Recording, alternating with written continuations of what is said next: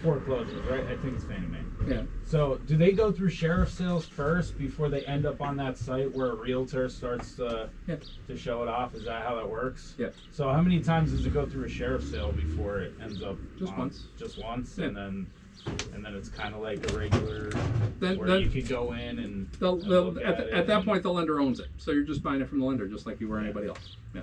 It's just nobody bought it at the sheriff's sale. Nobody bought it at the sheriff's sale, or nobody was willing to bid more than the lender was willing to bid. There's the lender is going there to protect their interests. So, you know, they don't want to end up with the property, so they have that lawyer show up.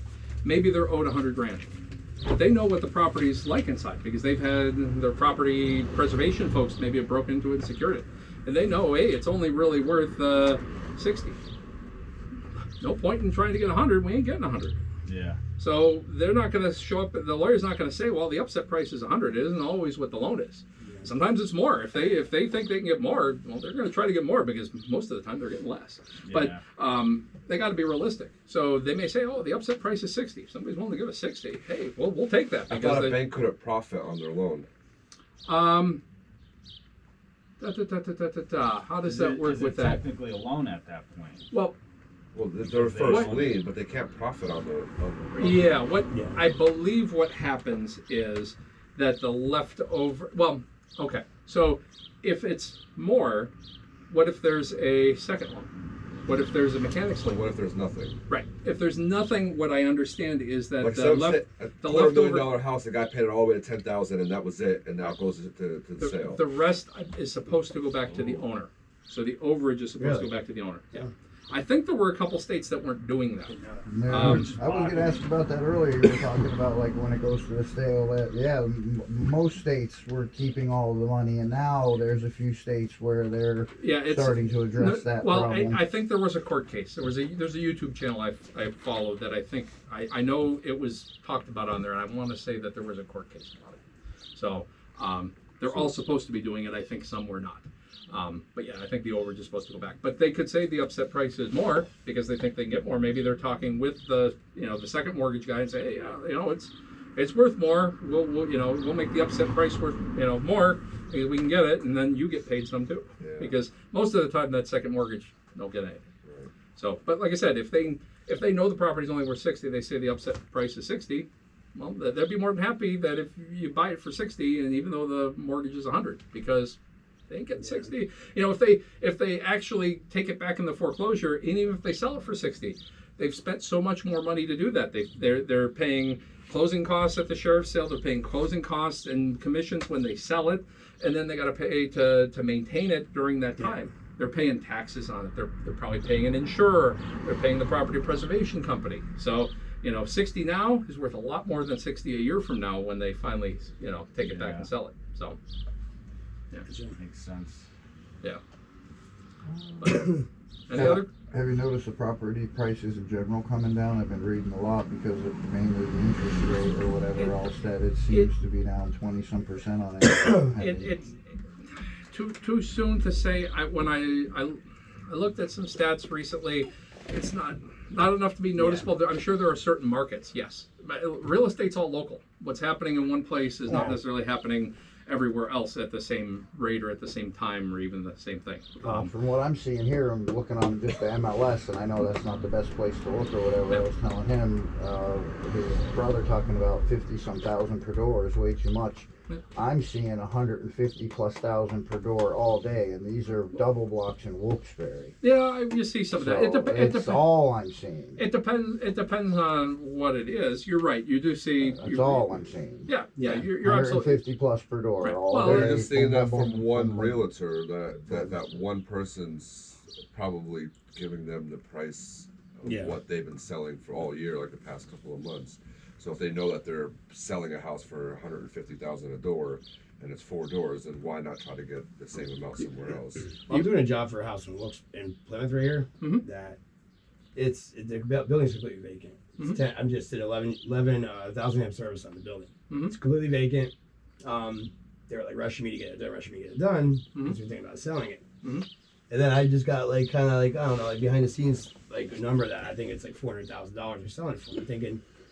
I was talking to my buddy. I'm like, it's probably like 800 unit at least. Mm-hmm. It's a $8,000 a month. Right. It's like almost $100,000. How many doors? There's 10 units in it, and it has And the where is 11th it? meter for the public for the house. It's like stairwell lighting and stuff. Plymouth? But it's right here. It's right next to Bottle Caps. In Plymouth. Yeah, it's right on Main Street. Oh, Plymouth. he- It's right by That CVS. red brick, that red Yeah. brick Red building? one, yeah. Dude, that was the one I told you about. The when one I right came next to in years CVS ago. there, or the little CVS. As soon as I saw it, I said, "Why don't we buy that one?" He's Yeah, like, "It's and in now- Plymouth." I'm it like, has- "Dude, look at this!" I'm like, "It's brick." I'm like, "What?" Got brand new service on it. All new gas meters. The water system's new. What's it for parking though? Parking's shit. It's shit. There's no parking for 10 anywhere. units. There's literally enough probably to park 3 vehicles. Yeah. If that right now. Right. So yeah, I know all that comes into consideration, but it's like, how do you know? Does the bank take that into consideration if you're trying to get a mortgage? That hey, Well- it's what- unrented. Well, Oh. mortgage on something like that, the appraisal is going to be different than a double block. So if It's hard to do something, a comp on it too. Like, It'll be that's commercial. you kind of hit it. They don't use comps. It's different. okay. So when you're talking about something that's like a single family up to 4 units, there's different ways of figuring a value of a property. So there's three main ways. One is replacement value. Yeah. So replacement value, you most often see that with insurance. So insurance is going to figure out, if it burns down, what's it going to cost to build Right, one that's the same? Oh, that's why you buy a house for $80,000 and it's insured for $220,000 because that's what That's we how take much to it build it. costs to build it. That's replacement value. Yeah. So it has its place, not necessarily this place. If you're buying a single family home or a double block, the most common way of trying to get the best appraisal for it is going to be comparable sales. They're going to look at things that are as similar as possible, Yeah. and then they're going to adjust for the small differences. Oh, it's exactly the same, but theirs has a garage, Fewer yours parking. doesn't, and we're going to adjust for that difference. When you're talking about something that's 4 units or more, or is a commercial use, then they're going to base it on the income of the property. So it's the income approach. So they're going to look at the income, they're going to look at the expenses, and they're going to base it on that. Yeah. And that's why you can buy like a commercial property.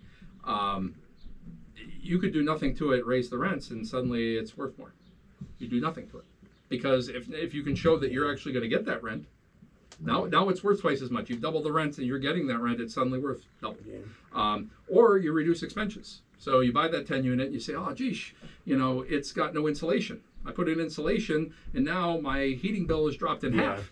Well, I'm saving that much. Oh, suddenly the property's worth X amount more. You spent $5,000 on insulation. Now the property's worth $20,000 more, and you can figure it out ahead of time because it's calculatable. It's not like a comparable sale where the comps always change.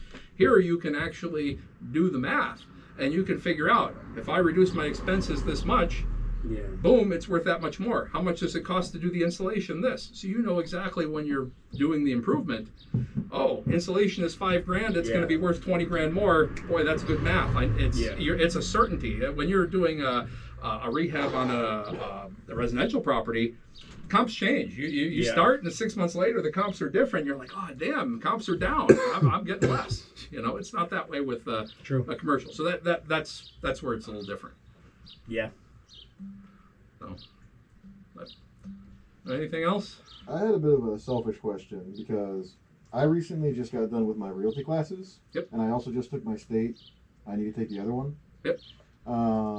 The state and the national, you didn't take them at the same time? No. Okay. Yeah, I'm taking one and then the other so I can prep for each. Oh, okay. Yeah, I'm with Pearson. They switched it over. So Okay. you got a different test than me.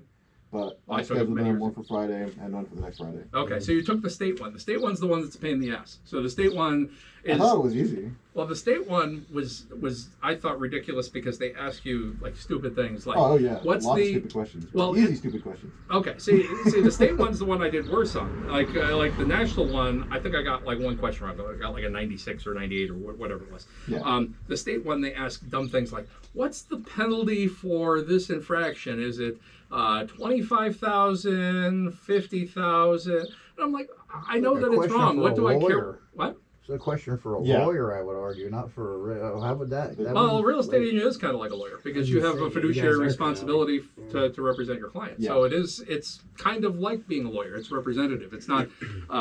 It's calling a real estate agent a salesperson is kind of a misnomer because it's not. You can't. You don't really sell the property. You represent it because Oh, sure. No, like I get if you like You have a duty. Yeah, if you tell people certain things, you can get yourself in a lot of trouble.